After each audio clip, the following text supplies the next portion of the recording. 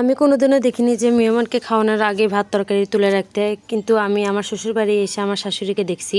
হঠাৎ করে আমার ছোটো ভাই আমাকে ফোন দিয়ে বলতেছিল, আপু আজকে আমি তোমাদের বাসায় যাব।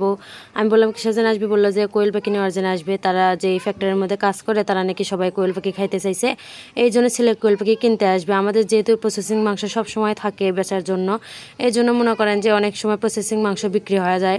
আর আমি পরশু দিনে আমি ওই কোয়েল পাখি জবাই করে রাখছিলাম 70-80টার মতো। সেগুলো হচ্ছে আমার ভাইকে বললাম যে আছে এতগুলো, সে শুধু 30টা নেবে, যেহেতু মানুষ কম এই জন্য 30টাই নেবে।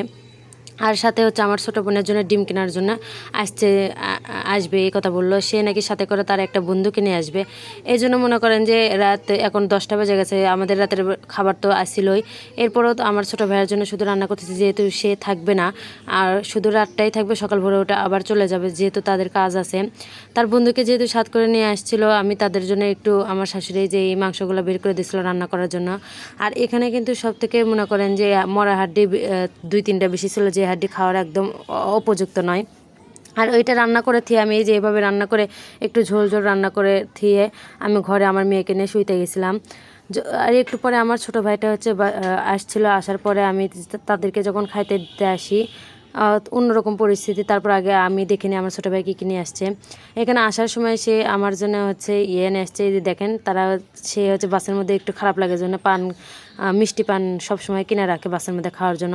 আর সাথে আমি মাত্র আমি 5-6টা রুটি আনতে বলছিলাম, যে আমার এই জেলি বনগুলো অনেক বেশি পছন্দের। এই জন্য মনে করেন যে 5-6টা আনতে বলছিলাম, বেশি আনতে বলিনি, কারণ বেশি দিন রাখলে এগুলো নষ্ট হয়ে যায়, খাওয়া যাবে না। এই জন্য অল্প করে আনতে বলছিলাম। আর আমার যে বন্ধু আমার ভাইয়ার, ওই কিন্তু অনেক বেশি ভালো একটা ছেলে। আমাদের বাসায় দেখা যায় যে বেশিরভাগ আমার ভাইয়ের সাথে থাকে। সে ওই ফ্যাক্টরির মধ্যে আগে থেকে কাজ করে। সে দেখেন কতগুলো নিয়ে আসছে, নিম্ন এখানে 20টার মতো নিয়ে আসছিল।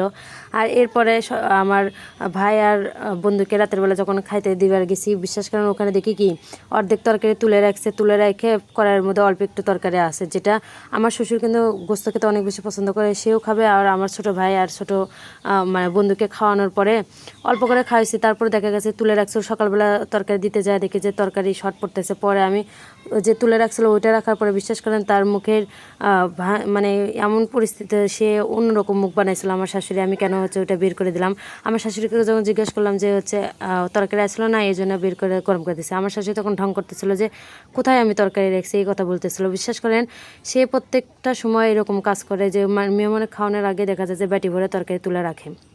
তারপরে সকালবেলা উঠে তো আমার ভাই বেশি ওরা খাওয়া দাওয়া করেনি, অল্প খাওয়া দাওয়া করে দেখা গেছে যে আমার মেয়েকে নিয়ে একটু দোকানে গেছিলো, এই যে চিপস, তারপরে হচ্ছে অনেক চকলেট মকলেট কিনে দেওয়ার জন্য। যেহেতু ছোটো মানুষ, তারা এগুলো অনেক বেশি পছন্দ করে, এই জন্য এগুলো কিনে দেওয়ার জন্য নিয়ে গেছিলো।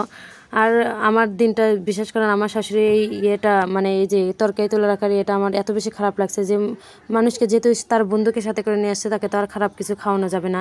এই জন্য মনে করেন যে অনেক বেশি খারাপ লাগছিলো। যাই হোক, তাই আমার ছোটো ভাইরা তো সকালবেলা উঠে আমার মেয়েকে এগুলো কিনে দিছিল, সাথে 2টা মিষ্টি দই নিয়ে আসছিলো, ওগুলো তো ভিডিও করিনি আমি। এরপরে হচ্ছে আমার ভাইয়েরা যাওয়ার পরে আবার দুপুরের জন্য রান্না বান্না করা লাগতেছিল। আমার ভাইয়েরা সকালবেলা উঠে ওগুলো নিয়ে চলে গেছে, কিনে নিয়ে কিন্তু গেছে। এখানে ডিমও কিনে নিয়ে গেছে, তারপরে কোয়েল পাখিও কিনে নিয়ে গেছে। কোনোটাই আমি ফিরি দিইনি তাদেরকে, যেহেতু আমি জানি আমার শ্বশুর আর আমার শাশুড়ির মুখ কালো হয়ে যাবে। এই জন্য মনে করেন যে আমি তাদেরকে টাকা দিয়ে হচ্ছে কিনে দিয়ে পাঠাইছি। আর আমার ভাই টাকাই নিয়ে আসছিলো কিনে নেওয়ার জন্য। এখানে আমার বোনের জন্য হচ্ছে ডিম নিয়ে গেছিলো 70-80টার মতো কিনে। আর এখানে দুপুরে ভাইয়ারা যাওয়ার পরে দেখা গেছে যে আমার অনেক খারাপ লাগতেছিল। এখানে আমি আমার জন্য রান্না করতেছিলাম, চটচটি রান্না করতেছিলাম, আর সাথে কোয়েল পাখির হচ্ছে ডিম ভুনা করতেছিলাম। আর এই ডিম ভুনা কিন্তু আমার হাজব্যান্ডের অনেক বেশি পছন্দ। আর এখানে দেখেন আমার প্রত্যেকটা সময় দেখা যায় যে এই ডিম ভুনা করতে গেলে এই ডিমটা আমার ভেজে নেওয়ার কথা একদমই মনে থাকে না। যখন পেঁয়াজ যখন ভাজি, তারপরে একটু পরে এই ডিম ভাজার কথা মনে হয়, এই সাইড করে থুয়ে আমি মাঝে মাঝে এরকম করে ভাজি।